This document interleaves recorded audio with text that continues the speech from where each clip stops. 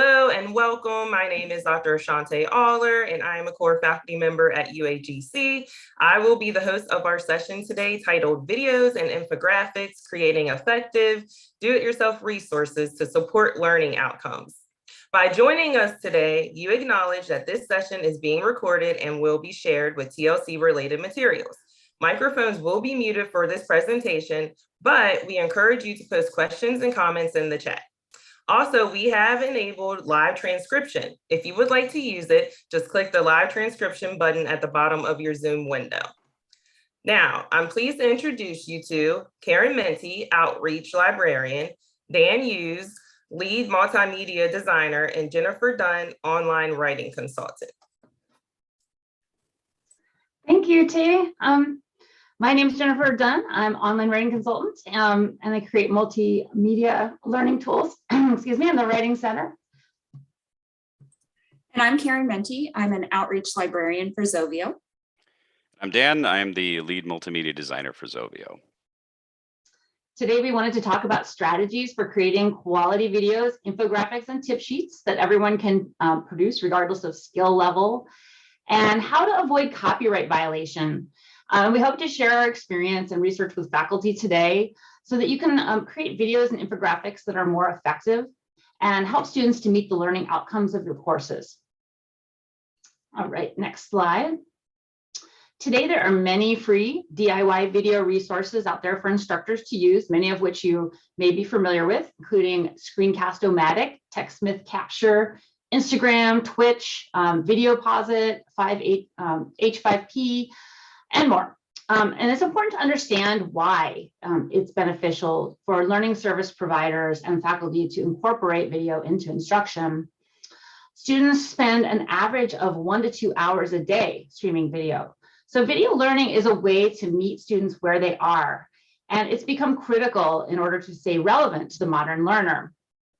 And there are a number of proven benefits to video learning as well. The next slide, please.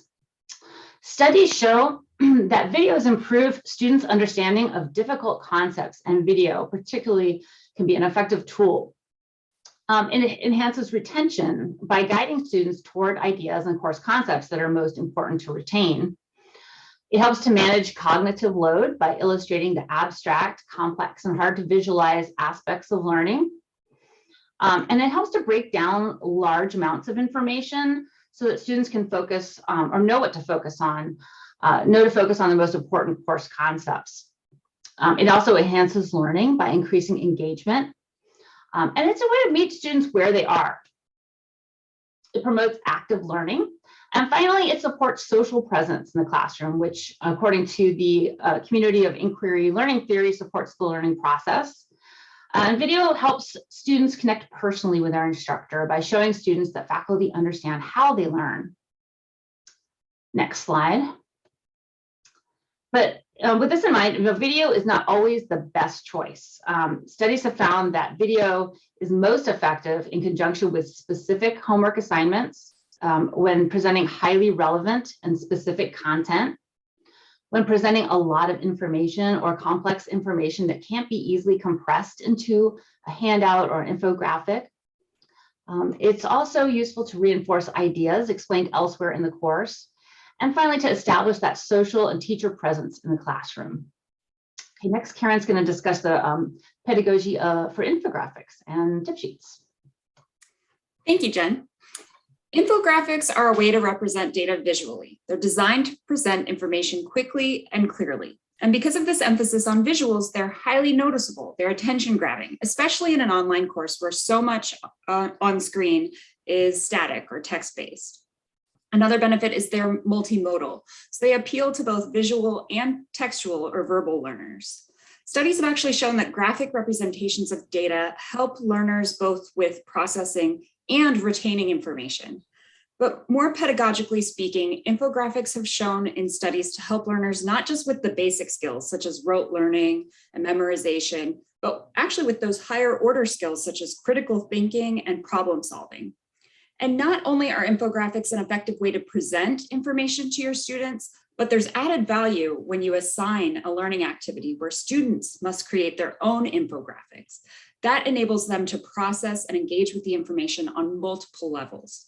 Next slide, please. So when to use an infographic? The best times are when you have a lot of complex information, or maybe really data rich or statistic rich information that you want to communicate quickly to your learners. Also, it's great to use when you just have a good topic that allows you to really tell a story and break it down with data. And infographics are great to use in an online course for all these reasons. It allows our students to engage with info beyond written words. Graphics help our brains create meaning and solve problems. They help us draw comparisons, retain statistical information, and also they're easily and readily shareable. You could even say present an infographic and have students respond to it, critique it. Many of these infographics have different layers of complex information that different students will respond to differently. It could be a great discussion topic in your course. Next slide, please. So we have infographics and we have tip sheets. I'll cover this slide very quickly because I actually have examples on the next slide that show this comparison pretty easily. But infographics are great when conveying a lot of complex information. Also, there are lots of types of infographics. They can be informative, persuasive, comparative. Timelines are great, how-tos, flowcharts. But there's usually a balance of text and graphics. They enhance rote as well as critical thinking. Some downsides is they can be time consuming to create.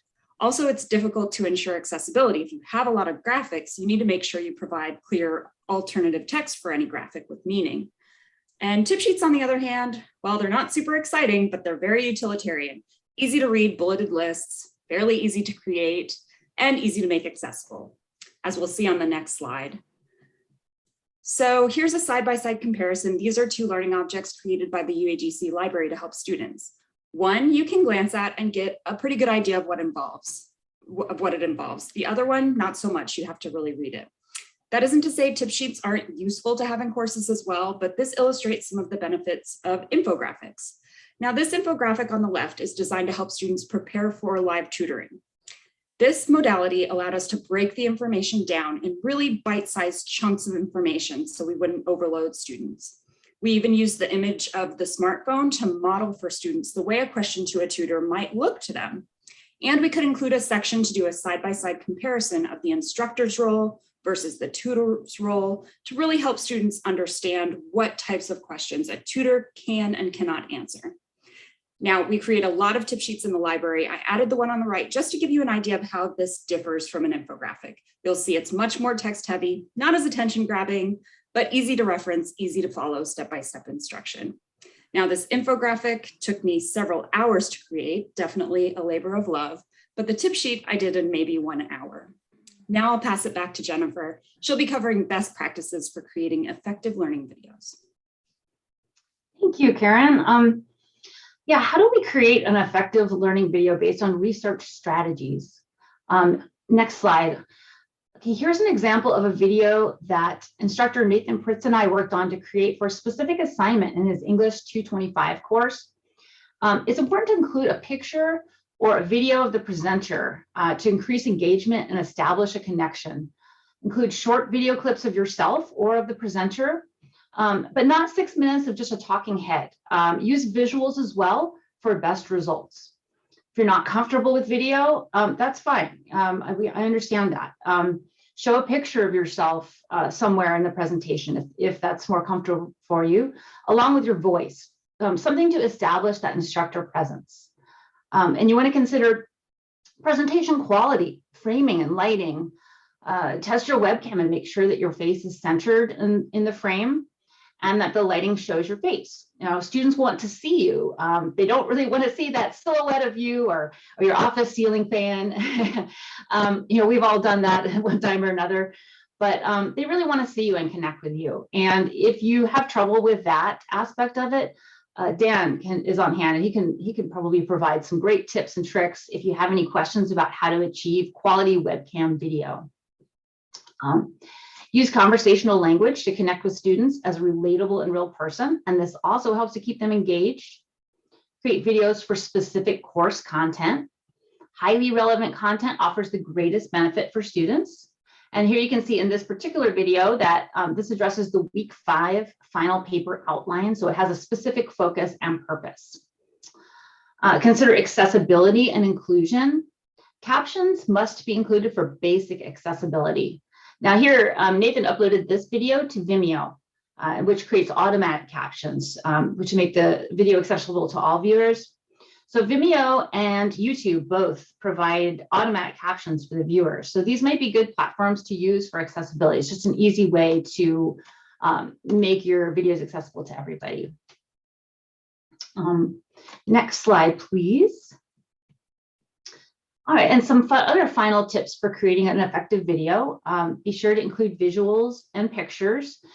Studies indicate that visual pictures in conjunction with audio results in the best integration of learning because it engages both senses, and engaging both senses enhances learning. Keep it clean. Don't overload the senses with too much information. Human working memory is limited, so limit that extraneous load. An extraneous load is the cognitive effort that does not help the learner towards the desired outcome. So keep it clean, keep it focused. Use signaling to let students know what content to expect, such as explaining the outcomes of the video in advance. Clearly organize the different parts or ideas in the video. Weed out any unnecessary information. Of course, it's fine to include a little humor, a little music, but just keep it concise. And you want to keep your videos overall brief as well. Student engagement drops after 6 minutes, just 6 minutes.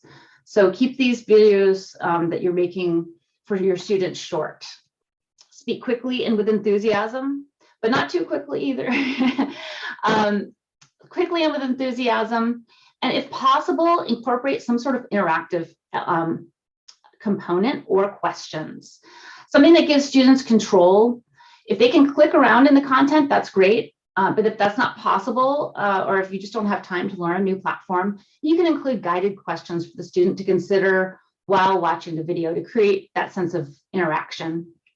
Interactivity increases recall. So I hope that you found this useful, and now you have a few tips and tricks to help you create a more effective learning video in your classroom. And I will pass the mic over to Karen. Thanks, Jennifer. So best practices for infographics. For one thing, even though the information you're including might be layered or complex, you should really pick one main point or one key message to boil it down to.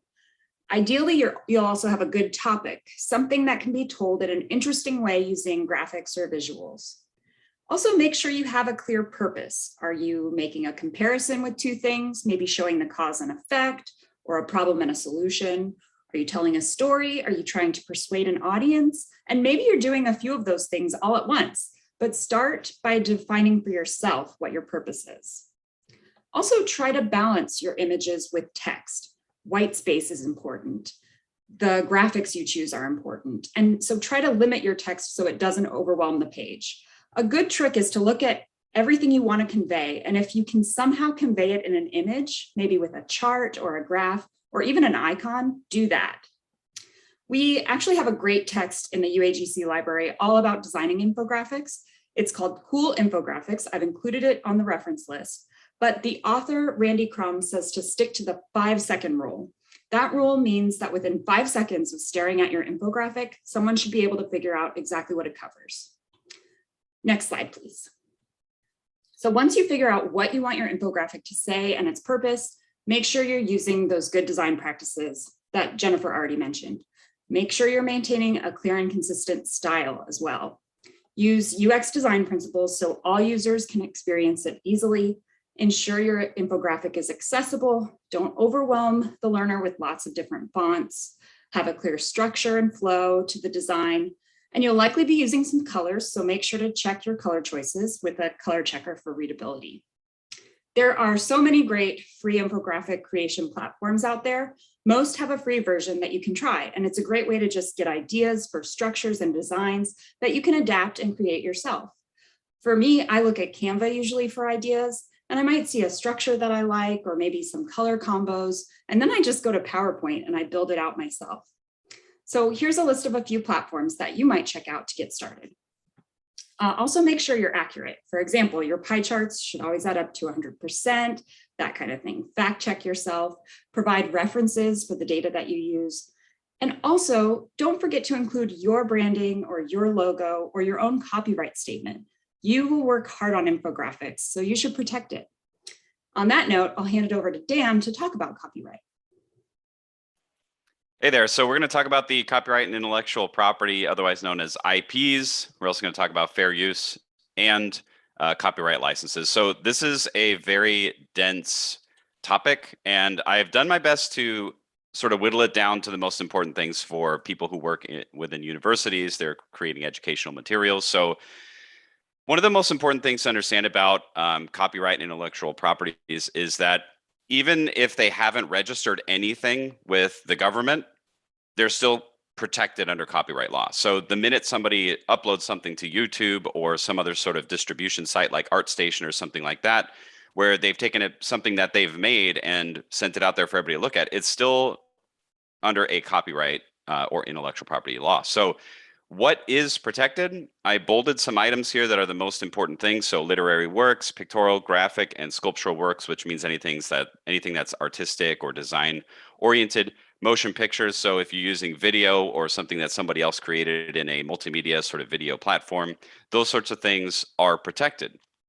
And how is it protected? You can't just rip copies.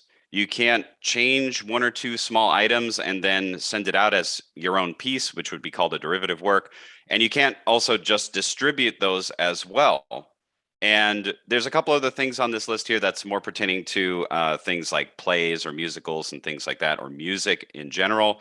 But it's important to know that they are protected from you being able to do these things with them. And the other thing to know is what's not protected, because there are a lot of things that are protected because they're creative pieces or things that people have made their own. But there are also a huge number of things that are actually not protected under copyright and intellectual property. So I've listed a few of the items here. There's a lot to go over here, and I would recommend going back through this slide deck and just sort of reading through some of these, but I'll give you an example. When it comes to video gaming, the mechanisms that cause a character to jump up and down and move along a scene or a world, that isn't necessarily copyrighted, but the graphic way that those icons are created and the way that it looks, the general visual design and the characters that are made are under copyright and IP protection. So one of the most important things when it comes to educational materials and all of this is like, how can I use anything without having to pay all these people, because I want to make something that looks nice and I want to be able to distribute it in my classroom. So what's really lucky for everybody who does things for education is that there is the fair use clause. And for universities and educators and nonprofit institutions, this is really great, because as long as you're looking through this checklist here, which are these four sort of like pillars of the fair use clause, as long as you're meeting these, you are protected to be able to use these things and use them in your classroom and it be protected under the fair use clause. So you can use these things as long as you look at the checklist here and you follow these. And I provided an example on the right of two cases where one situation, this was in music, one was protected under the fair use clause and one wasn't. And the first one was Queen versus Vanilla Ice. Basically, if you don't know this, Vanilla Ice made Ice Ice Baby, which was pretty much a ripoff of a Queen song, and that was deemed not fair use. Whereas with Weird Al, because he does parodies of big pop songs, it is protected, even though he did ask for permission from Coolio, but at some point Coolio decided he didn't really like what Weird Al had done, whatever the reason was. Weird Al was still protected under the fair use clause because it was a parody of that popular song. So one of the things that I like is this sort of quoted section here, and I got this from the University of Chicago, where it says, the part that I like is that the Copyright Act establishes a four-factor test, the quote fair use test, to use to determine whether a use of a copyrighted work is fair use that does not require the permission of the copyright owner. Now, that doesn't mean you can't or shouldn't attribute the people who originally made it, but it means that as long as you're following those things, you are protected. So the other thing to know about is Creative Commons licenses and public domain works. So Creative Commons licenses, you can get these from places like Wikimedia Commons or Vecteezy. There's a couple other websites where artists or other media makers have basically created something that's free to use, provided you follow their attribution or you follow another couple details. So they all have different licenses. So you have to just sort of look and see what the license is. And I gave a few examples here of what those might be. And then at the bottom there, you can see public domain, where basically it's something that is available for everybody to use without any attribution, and you can even make money off of it for commercial purposes. So Library of Congress is a good resource for this. There's a lot of images, video, and a lot of media, a lot of reports, a lot of editorials that you can basically use in your classrooms, and you can give the attribution, but you're not really going to get hounded for it because it's under public domain. And on the right, there's a really awesome artist illustration of Cthulhu, which is a Lovecraftian monster from H.P. Lovecraft. And that's an example of people who basically take a original piece that's in the public domain, they create a derivative of it, and they're able to make money on it and have their own copyrighted and licensed IPs based on a public domain work. So how do you know if it's protected under copyright, and how do you link things in your classroom and all that? This can get very detailed, but I provided a couple pointers here. So when you do a Google image search, don't just go on there and just right click and grab anything that shows up. Number one, it's going to be low quality usually, but number two, you don't know where it came from. So I gave a tip here on how you can search for a Creative Commons item, and you can actually use it with the Creative Commons licensing attributed. But you can also take an image that you're not sure if it's copyrighted or not. You could take that image, put it into the image search, and see where it shows up. And it might show up on some artist's website. Library of Congress, as I said before, is a public works place. So there's video, artwork, and editorials and research, things like that there. When it comes to YouTube, this is a very popular platform that people like to use to either link to or to actually download the videos. I recommend never downloading the video from the website because you're basically taking views away from the creator, which in many cases is a source of income for those people. So it's better to link to those sources, or if you have to download it, get permission from the actual creator. Wikimedia Commons and other places like that, you should probably build a library of different places that have Creative Commons licensed items in there so that you can always go there to start with and have that available to you at any time. And my do nots, I would say do not ever use Unsplash, Pixabay, or Flickr, because these image resources do not curate their images according to likeness rights or royalty rights. So if you're using them because they're really nice images and all that, I would say don't use that as a resource, because you don't know if they're actually, if the people that are in the images or if the images themselves are actually uploaded by the original creators. So at that point, we will open it up for questions.